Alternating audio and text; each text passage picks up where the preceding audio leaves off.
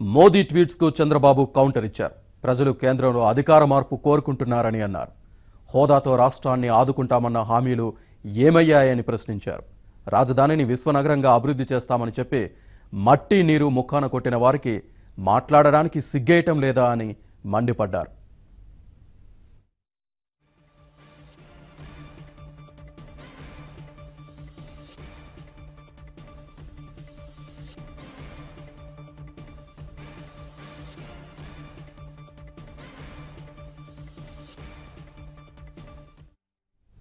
నల్లధనాన్ని విదేశాల నుంచి వెనక్కు తెస్తామని హామీలు ఏమయ్యాయని మోదీని నిలదీశారు చంద్రబాబు.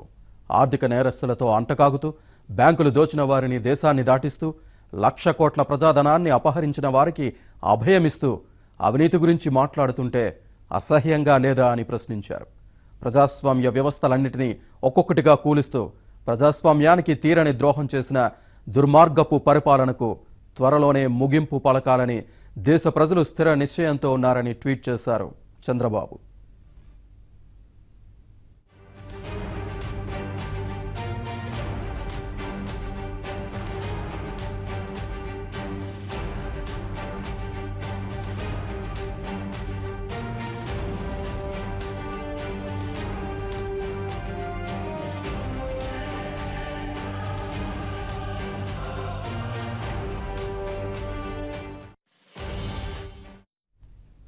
ఇవాళ రాజమండ్రిలో జరిగే బహిరంగ సభలో మోదీ ప్రసంగించనున్నారు.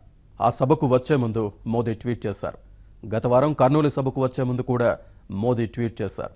ఇప్పుడు రాజమండ్రి సభకు వస్తున్న సమయంలో కూడా ఆయన ట్విట్టర్ ద్వారా స్పందించారు.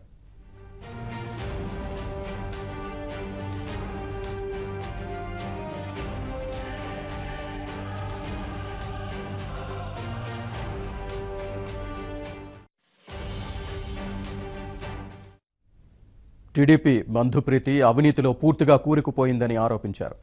రాష్ట్ర ప్రజలు టీడీపీని తిరస్కరించేందుకు సిద్ధంగా ఉన్నారని, టీడీపీ ఓడిపోతుందని పూర్తిగా విశ్వసిస్తున్నా అని మోదీ ట్వీట్ చేశారు.